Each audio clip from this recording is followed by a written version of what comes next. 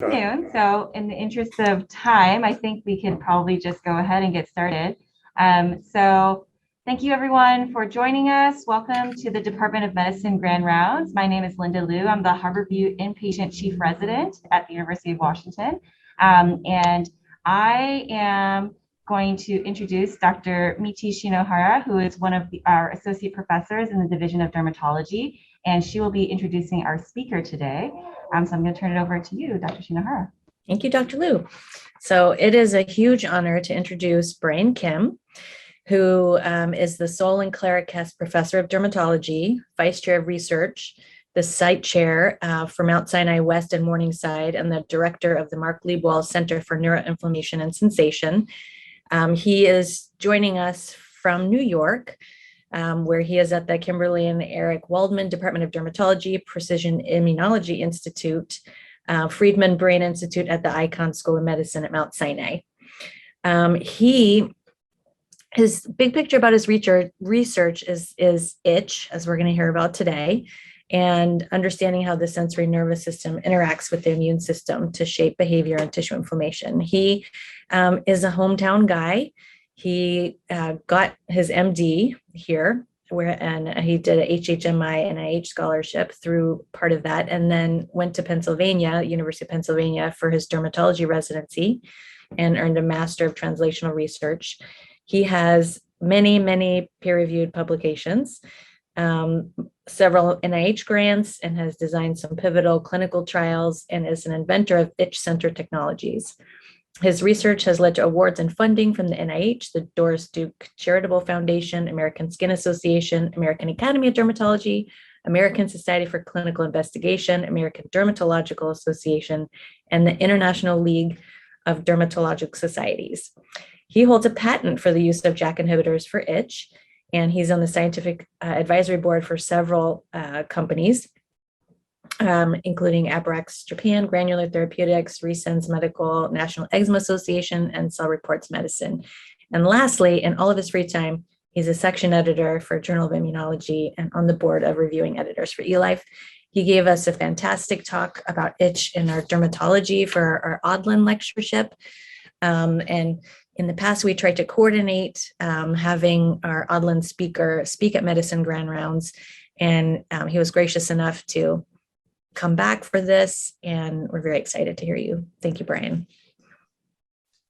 Thank you, Michi. Thank you so much for the introduction. It's good to see you even virtually. Thanks to the Department of Medicine for inviting me to speak. It's quite an honor to be back where I went to medical school. I'm actually a Alaska whammy, so I actually am a failure because I was supposed to go back to Alaska, but I didn't do that. I ended up doing research. But please, I think we can keep it. I apologize. I do have a young child in the background at home, so if there's noise, I apologize. Let's see here. And here are my disclosures. I have a number of disclosures here. And happy to clarify anything. So I'm just going to start with a big picture kind of question. How do we sense the world around us? And I think this is a very important question. And I like to start with kind of the five senses. So we know that sight and hearing are very important, and Nobel Prizes I'm highlighting here have been awarded in these areas. Fortunately, actually out of Seattle, Linda Buck and Axel got the Nobel Prize for olfaction. And then recently this fall, David Julius and Artem Pataputian got the Nobel Prizes for the discovery of molecular sensing of temperature as well as touch. I don't think taste has gotten a Nobel Prize yet, but we know as funny as it sounds, though, even taste is incredibly important. Without taste, you would actually not do very well. You might not even survive because you would actually eat things that are incredibly bitter and poisonous. So we have the five senses here. But when you talk about touch, there are actually subsets of, perhaps I would put it in the touch category, sensations that are really important.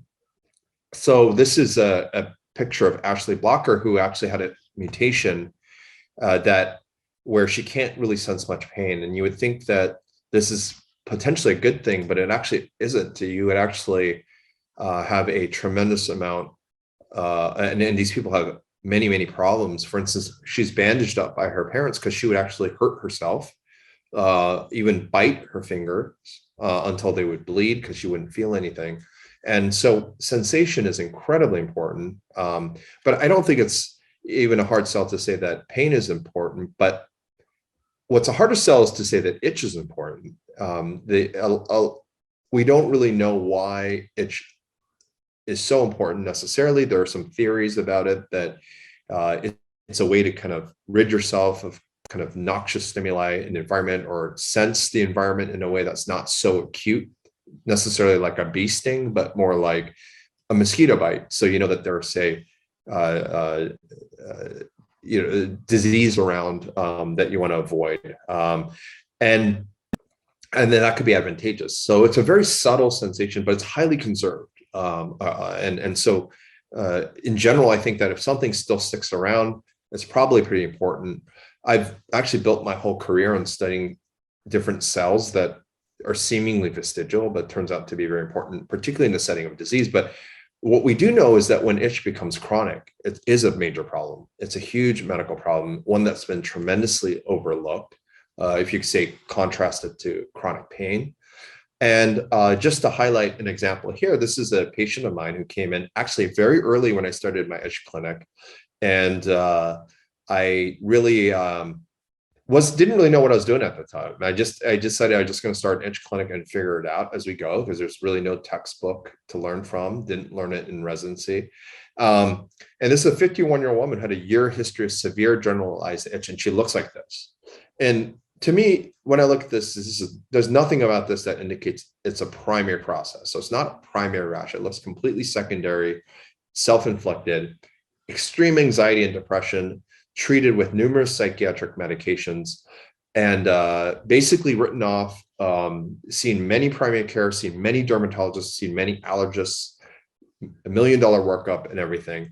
And what we do in our clinic in general, particularly back then, since I didn't know what I was doing, we just took a very systematic approach. And we said, we're going to rule out the most obvious things that could cause itch that are rare, and just make sure that we don't embarrass ourselves. And we get CBC, CMP, basic, make sure there's no organ dysfunction, there's no rip-roaring kind of leukocytosis or something. And then we get a chest x-ray.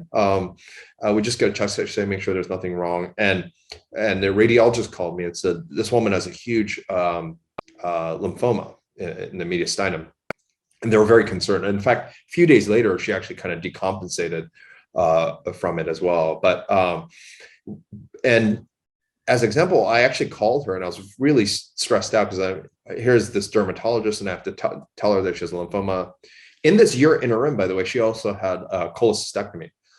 And her immediate reaction is she started crying, and she said she was overjoyed because this is the first time that someone had told her why she was itching, and everyone had told her that she was crazy. And in fact, she actually was interviewed recently by a journalist and relayed this whole story again. But I think it tells us, how dismissed itch is and how severe it is. And we put so much emphasis in medicine on longevity and survival and mortality, but I think as medicine advances, we also have to consider quality of life and patient-reported outcomes and such more as well, even in serious diseases like cancer. This is just kind of to highlight how much we have actually perceived itch as in history. This is Jean-Paul Marat, who was a French revolutionary. We don't still to this day know what he had, but he had severe itch, and he had to be in the bathtub a lot. And I think he would put sulfur and things like that. And I think I suspect that he had dermatitis herpetiformis, which is a severely itchy condition. And he was actually assassinated in the bathtub because his opponents knew that they knew his habit, and it made him highly susceptible. On the right is a depiction of the eighth circle of hell in Dante's Inferno, where you are relegated to if you are a counterfeiter. So I think we've always appreciated that itch is a very, very hellish kind of experience. And then this was an article just from a week ago in the New York Times, in which a woman relays how she had hives, but it was itching that was ruining her life.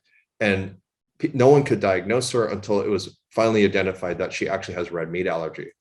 And I actually know Thomas Potts-Mill, who discovered red meat allergy, and similar to itch, he had a really hard time actually convincing people that this was a real thing, and now it's well accepted. But I think it goes to show how all these things can be overlooked.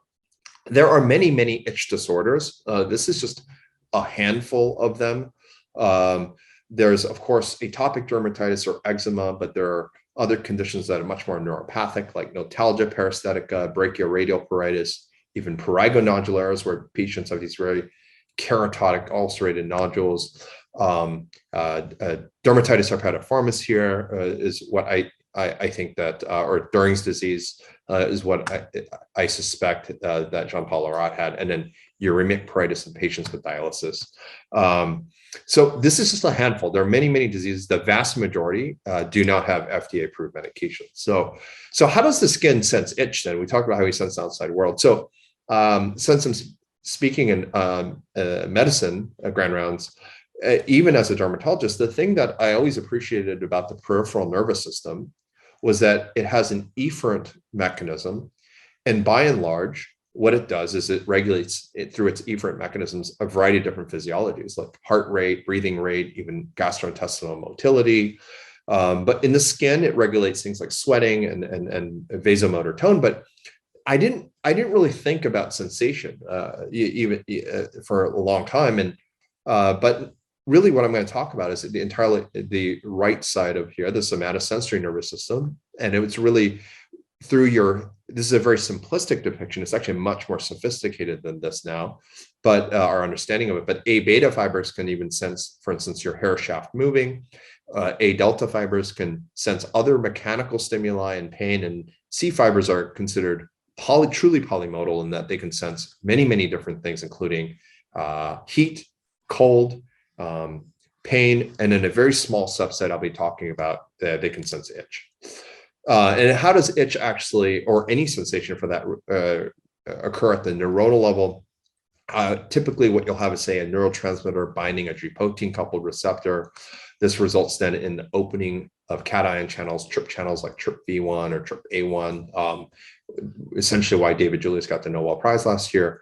And then if you get a certain threshold of membrane depolarization, you'll get these voltage gating sodium channels open up and you'll get an action potential. It's kind of neuroscience kind of 101. And then this will go into the spinal cord. You'll have inner neurons here, trigger a whole series of relays, and then you'll get up to the brain. So the question is, why are we able to now talk about itch? Why is this increasingly, why am I even talking about it? How am I even able to be funded to do this kind of work? Well, it's because our understanding of itch has really evolved at the scientific level. So we've known for decades that neurotransmitters like histamine can actually act as an itch-inducing molecule or pruritogen, and it can activate histaminergic itch. But what we do know is that antihistamines, by and large, are not very effective for the treatment of the vast majority of chronic itching conditions. Actually, everything that I showed you earlier would not be histaminergic itch. Urticaria often can be responsive, but beyond that, not very effective. But we've identified that there are other pruritogens that are not histamine, and they bind receptors. There's been really kind of seminal studies identifying G protein coupled receptors, such as the MAS-related GPCRs by Xinzong Dong's lab. Mark Kuhn's lab has identified that brain natriuretic peptide. Yes, the one in the heart, but in the peripheral sensory nervous system actually gets released into the spinal cord, activates itch. And then and then can activate neurons in the spinal cord, such as gastrin-releasing peptide receptor, which is a itch receptor within the spinal cord, but those neurons are also itch-specific neurons. And then there are centers in the brain that perceive itch, such as parabrachial nuclei as foci.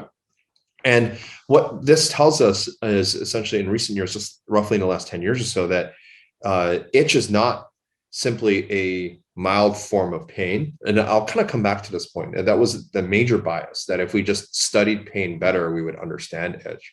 But what this tells us at the molecular and cellular level, that's probably not true. In fact, these molecules and the circuit seems to be, by and large, very, very independent of any kind of pain pathway. And I'm actually trained as an immunologist. I did a postdoc in immunology. So I was not formally trained in neuroscience, but I was fortunate to start my lab in a neuroscience center. But we were really interested in understanding kind of two questions. How does a healthy skin barrier, or any epithelial barrier for that matter, whether the lung or the gut, how does that become inflamed? And then how does that inflammation then lead to neuro dysfunction? And we used atopic dermatitis or eczema as a model disease, because when I first started during my postdoctoral fellowship, this was considered an unsolvable condition, and one that you just throw steroids at, and that's pretty much all you can do. But we felt that going into a disease that was unmet would be much more fulfilling and would allow us to uncork some new biology, but also itch was the central symptom. So it's also presented as a fantastic disease in which to study this kind of neurobiology as well. When we first embarked on these studies, it was a bit of a T-cell centric paradigm. The idea was that allergens or other stimulants in the environment translocate across a damaged epithelial barrier, and still mysterious as to how this happens, activates the adaptive Th2 cell, which has a antigen-specific receptor, but it's not really clear what that really does in this disease. And then you get the production of these Th2 cell-associated cytokines like IL-4, IL-5, and 13. This results in the production of IgE, a defining hallmark feature of atopic disorders like asthma, food allergy, but also we know that these cytokines damage the barrier. But during my postdoctoral fellowship, I was interested in understanding what are the epithelial intrinsic factors that can actually regulate this process. So how does the epithelial barrier directly engage the immune system?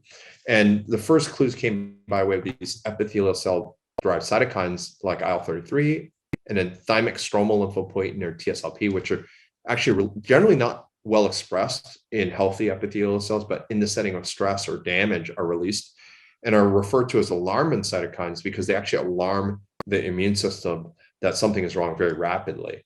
And in doing so, in our work, we were able to actually identify previously unrecognized contributions of rare circulating basophils, which I actually remember medical school being taught was a vestigial cell that is a major source of IL-4. And then also cells that were actually entirely undiscovered in the skin at that time called group 2 innate lymphoid cells or ILC2s, which are major sources of IL-5 and IL-13. And these cells are not necessarily antigen specific. Certainly these cells are not at all, but they rapidly respond to this kind of alarm signal. And in a way, even before I was doing any neuroscience, we were starting to appreciate that the immune system actually has a way to kind of sense the barrier very, very rapidly. And when I started my laboratory, I was at Washington University in 2014, where I started my lab. We actually very quickly recognized that actually the receptors for these canonical type 2 cytokines are expressed on sensory neurons, and they employ some canonical downstream signaling pathways like Janus kinase to actually activate itch within the sensory neural circuit. And just to give kind of a highlight of kind of how we do this work, this is my first MD PhD student, Landon Etchen, actually took mouse dorsal root ganglia and simply looked, very simple, just classic RT-PCR, looked at transcript of IL-4 receptor alpha, IL-13 receptor alpha 1. So IL-4 receptor alpha signals both IL-4 and 13. IL-13 receptor alpha 1 only signals IL-13. Couldn't detect IL-5 receptor. And we're looking at IL-31 because it was already emerging at that time that IL-31 is a pruritogenic cytokine, and it's well established now that it is. In fact, there's a drug targeting this that will likely be approved in the next couple of years, next year or so, for probably itch and atopic dermatitis, but also another itch condition called prurigo nodularis, which I'll come back to. The expression pattern is very conserved between mouse and human. Interesting is that the type 2 immune response I'm talking about seems to be a very ancient, early evolutionarily conserved kind of response, which actually is very beneficial because it actually means that the translation from species to species tends to be a lot better than certain other immune axes. So we're able to see now for the first time that these cytokine receptors are expressed on the sensory nervous system, but are they really functional? Is this some kind of epiphenomenon? And to test this, we use calcium imaging. And what we do is we simply extract the dorsal root ganglia from both mice and cadaveric human donors. We put them in vitro and we stimulate them. We label them with dye, and if calcium influxes into the cell, the dye changes color, and you can detect by fluorescence peak here that there's activation of the nerve. We can then add in recombinant IL-4 and in fact see this kind of response within a couple minutes. We see this with the human DRG as well, and we can actually codify that this neuron itself is actually in fact capsaicin responsive, meaning that it is actually expressing TRPV1. Again, this is essentially why David Julius got the Nobel Prize this last year. In the interest of time, I won't get into all the experiments. This work's been published for a number of years now. But what we were able to actually identify was that this receptor not only is expressed, but is very, very important for sensitizing the nerve to a variety of other pruritogenic stimuli. And we think that simultaneously, when we published this paper, dupilumab was actually approved, a monoclonal antibody against IL-4 receptor alpha. And now with increasing experience with this drug and with much in the way of the phase 3 data, it's well appreciated that the anti-itch effects are likely in part due to this kind of anesthetizing the nerve at the neuronal level. So it's considered a part of the mechanism of action of this drug, the biology that we've uncovered.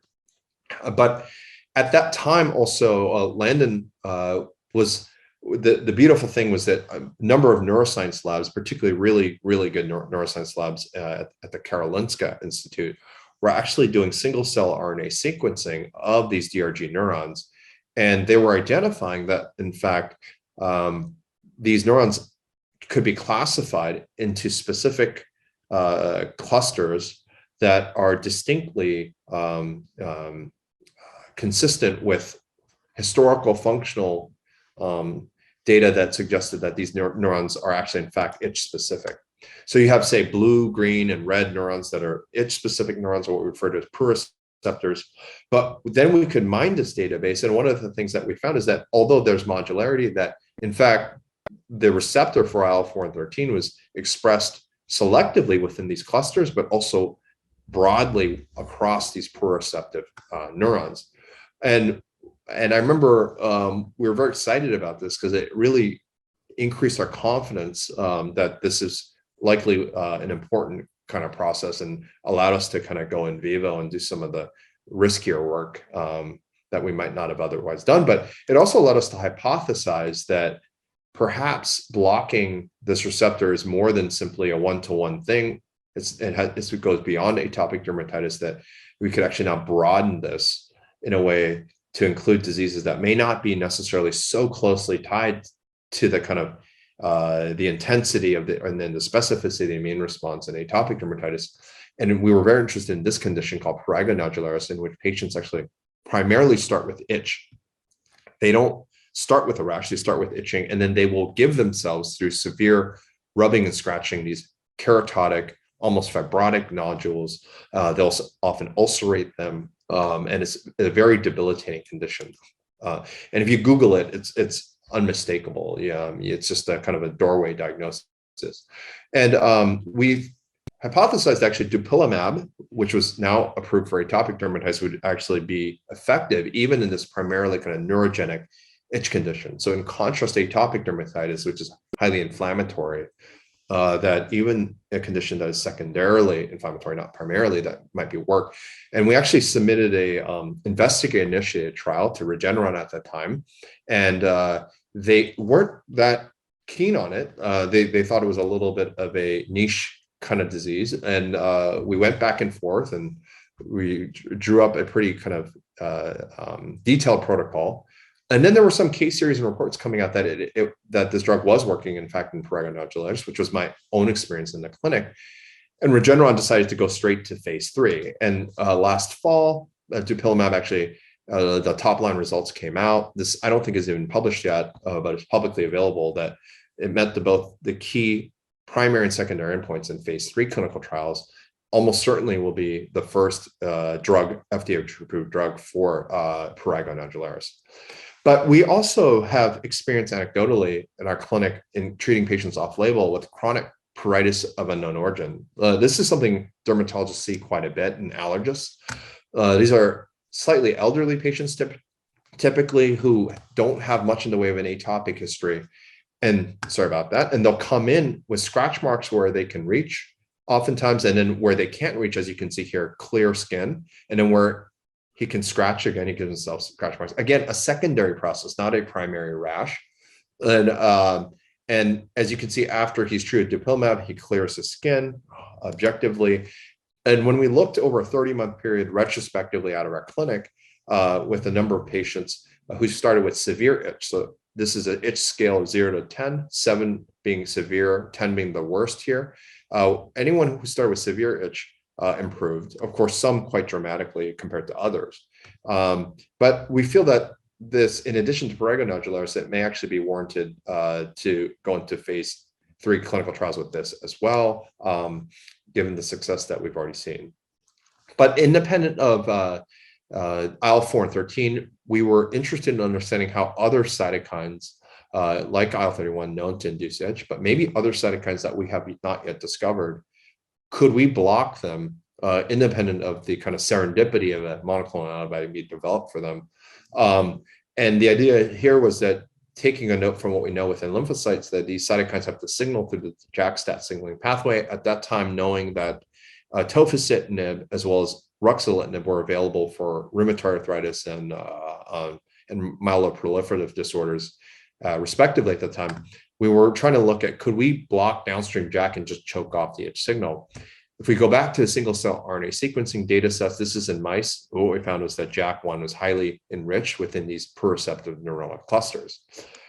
Recently, it's actually been shown in human single-cell RNA sequencing that, in fact, there are at least 2 itch neurons within the human DRG, and they, in fact, express the receptors that were identified in mice, like IL-31 receptor, OSMR, which is a hetero receptor. This is BNP and PPB here, but also that JAK1 lights up one of these itch-specific neurons as well.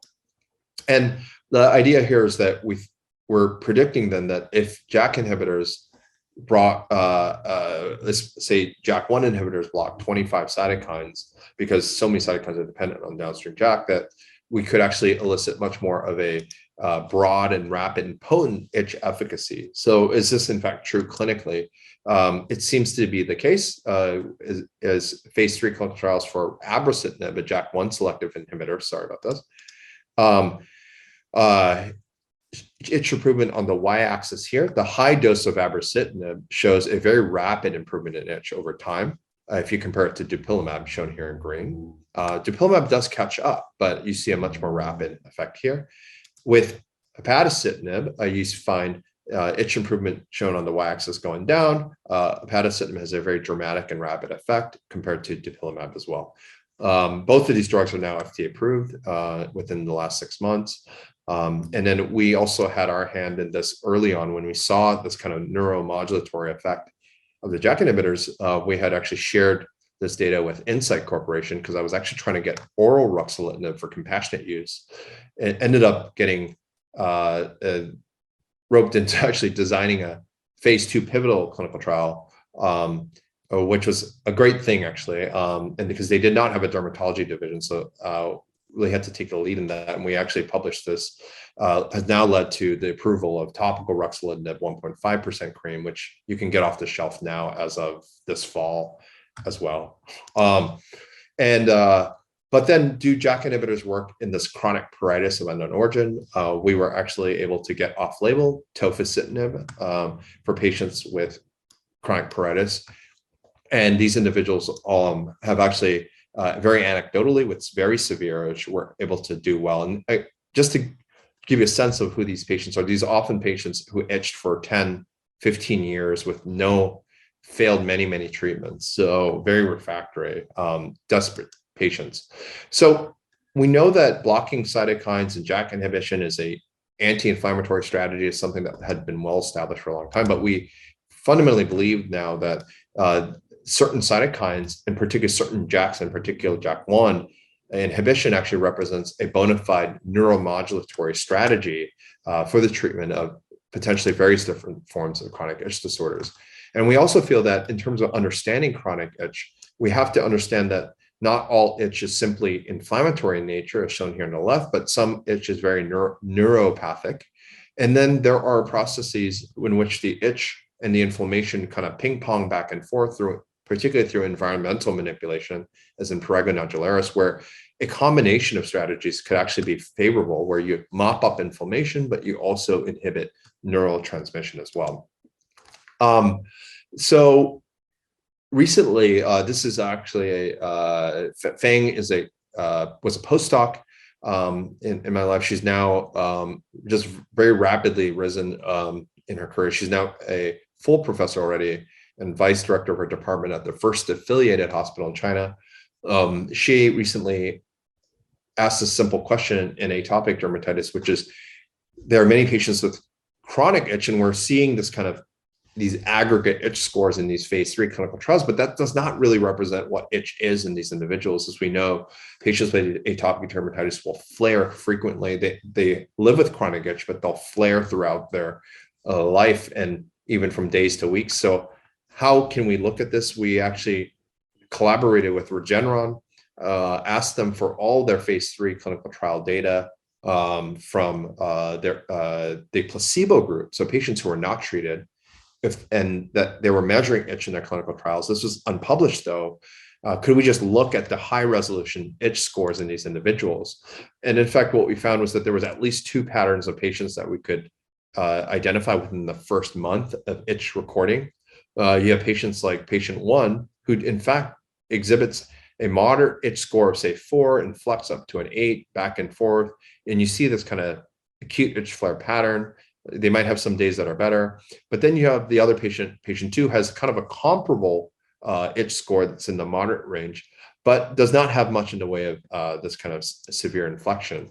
Initially, within the first month, we could identify about a quarter of these patients exhibit this acute itch flare pattern. If we go into month 2, what we find is that the candy cane pattern here, some of them lose this pattern, others will now gain this acute itch flare pattern.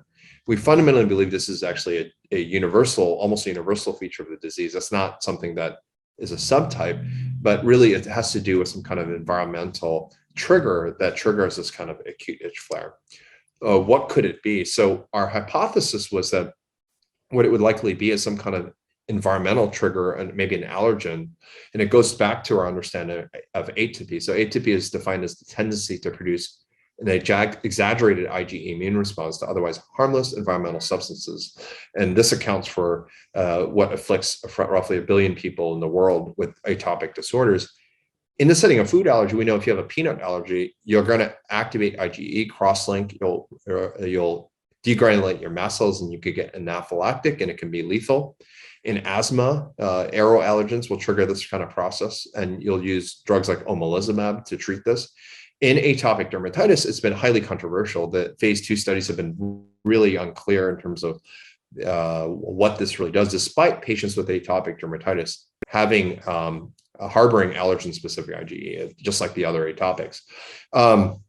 What we hypothesize, much like what I've been saying about itch all along, is maybe we were focusing too much on the rash in these clinical trials, and the real activity of IgE resides in the fact that it can actually trigger an acute itch flare, much like say a food allergy or an asthma exacerbation, and not so much of a chronic process.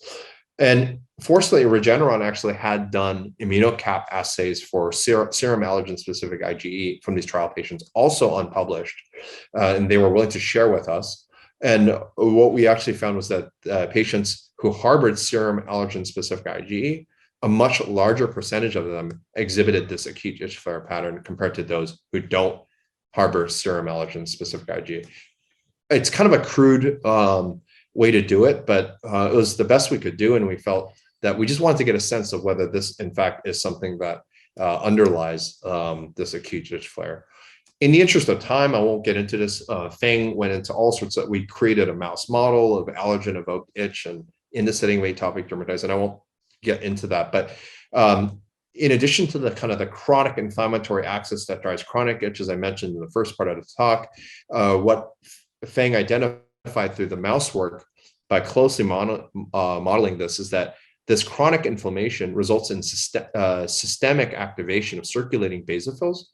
This then results in the upregulation of receptors for IgE. In fact, these basophils get very activated, and then they can respond to allergen. And then the basophils actually, instead of producing histamine, produce leukotriene C4, which its receptor is cis-LTR2. So it activates a distinct immunologic pathway that's different from mast cells. And in fact, overrides the need for mast cells because of the chronic inflammation and activates a unique neuroimmune itch circuit. Just a couple of highlights. No one had shown at that point that basophils alone, these are rare cells in circulation, about 1% of your peripheral blood. No one had shown and they look so much like mast cells, it's hard to selectively activate them. So the way we kind of proved that these basophils cause itch is we used a basophil specific Cre recombinase expressing mouse, crossed them to this very interesting mouse, which is a GQ dread mouse. So these mice actually express a designer G protein coupled receptor that responds to clozapine. And clozapine being a relatively inert compound or pharmacologic compound, if you can then insert this G protein coupled receptor only into basophils, you can inject the mouse with one dose of clozapine, and what happens is that they actually exhibit an acute itch flare, which goes away after about 30 minutes. Similarly, the question is, do basophils actually get into contact with sensory neurons? What we found is that at steady state, you can find some basophils shown here in green.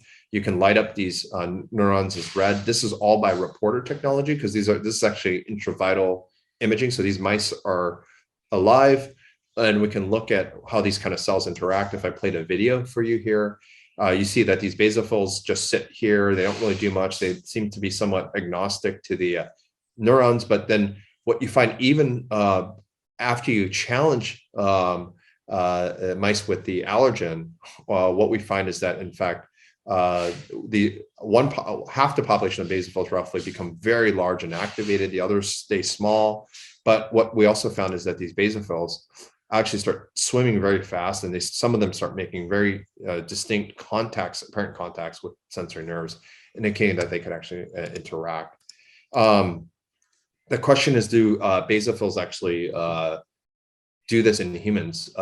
This goes back to Thomas Platts Mills, who discovered red meat allergy.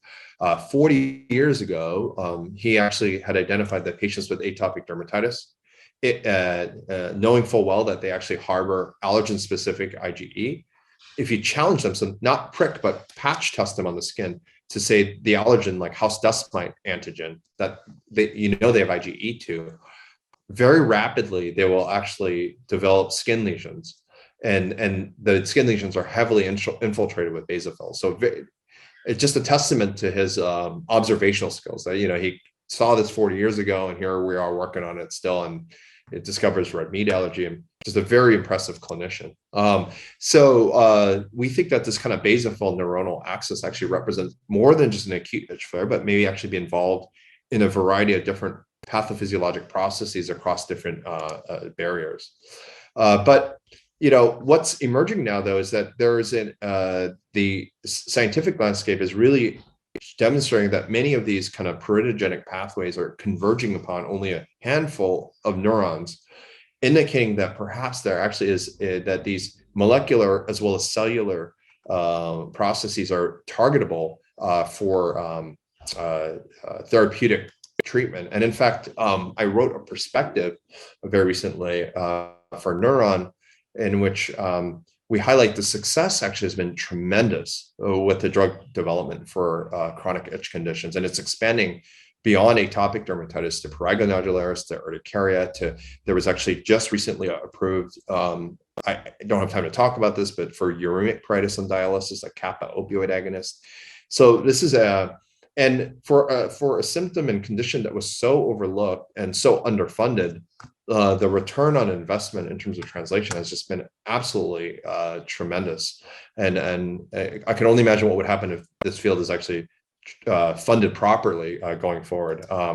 But the other interesting things, since I'm giving a medicine grand rounds, I want to highlight is that these neuroscientists, these fantastic neuroscientists, have actually done single cell RNA sequencing of the vagus nerve, so the vagal ganglia.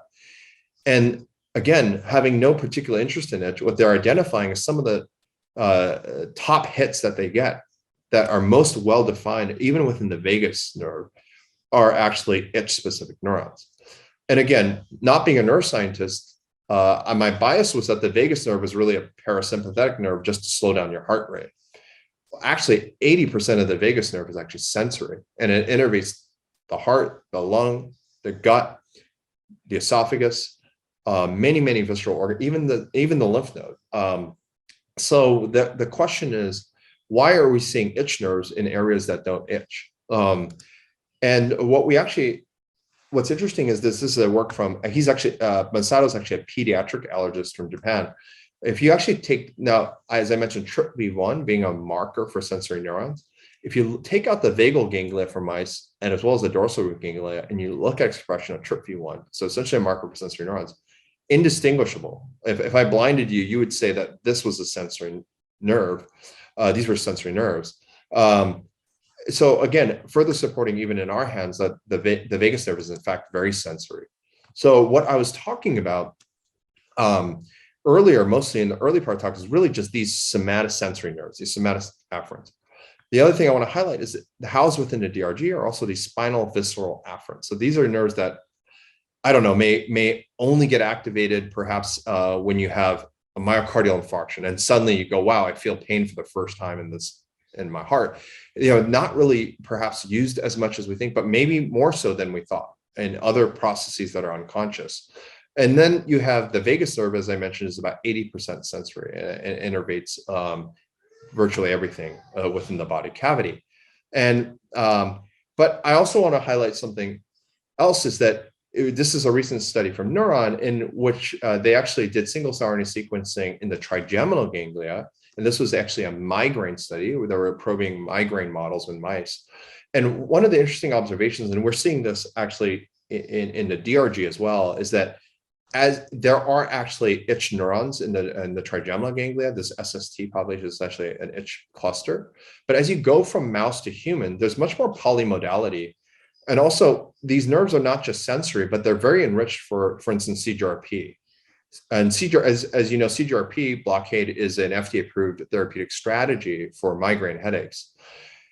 So the question is, why is a sensory nerve expressing so much neuropeptide? Well, what we think is that, I've been highlighting itch as a paradigm of understanding how the immune system activates the sensory nervous system to trigger itch. But also what we think is that this kind of activation can result in the release of neuropeptides such as CGRP to activate this and enhance the scope and intensity of inflammation within tissues as well. So you have this kind of micro neuroimmune circuit. So it's not simply that these nerves are just simply sensory and afferent. And in fact, that's the semantics have actually misled us. These nerves are actually not sensory. They're just as much efferent as that they are afferent. And so now we have a better understanding of how now, for instance, sorry, my mouse is acting kind of funny. Imagine now a hot nerve being very irritated, dumping neuropeptide into tissue. So in other words, sensory dysfunction in itself may be a pro-inflammatory state.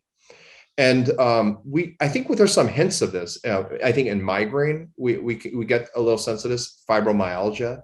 There are lots of conditions in which there seems to be some pro-inflammatory process as well, but doesn't seem to necessarily be a primary process. And so we think that itch actually, at the molecular and cellular level, represents a better paradigm, and perhaps a more accurate molecular and cellular paradigm of irritation.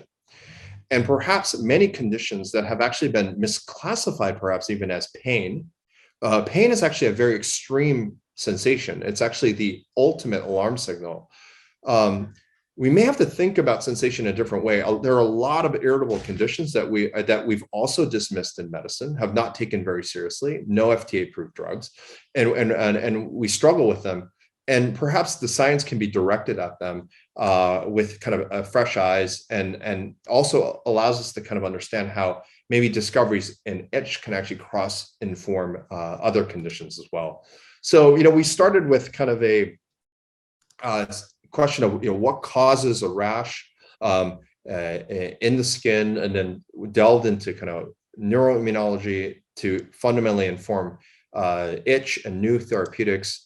Helped to design some clinical trials, and also help FDA-approved drugs get to the market just in the last year. But we could also then take clinical data and then reverse translate this into understanding and discovering new forms of acute itch and new mechanisms, and perhaps even revised sensory paradigms to more broadly impact, beyond dermatology, but other specialties and conditions as well. So I want to just end by thanking all the people who did the work. I'm highlighting the individuals who have left the lab, and a lot of data I shared. Sorry about this. And then our collaborators, academic collaborators, as well as our industry collaborators at Regeneron, our funding agencies. Thank you all for having me and listening. I'm happy to answer your questions.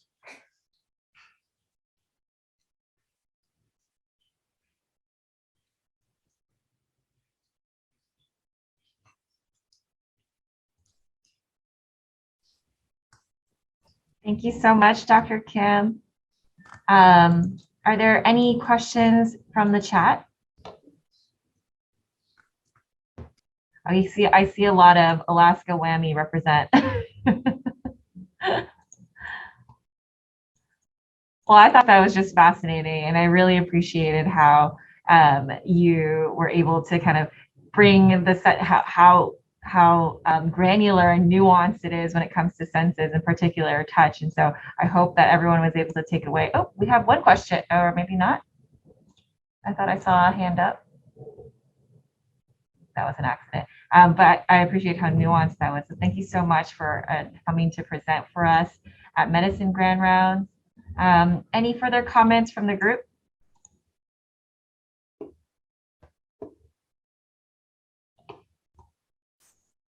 All right. Well, thank you so much, Dr. Kim, for your time. We really appreciate it, and hope everyone had a great day. Absolutely. Thank you for having me. Have a good weekend.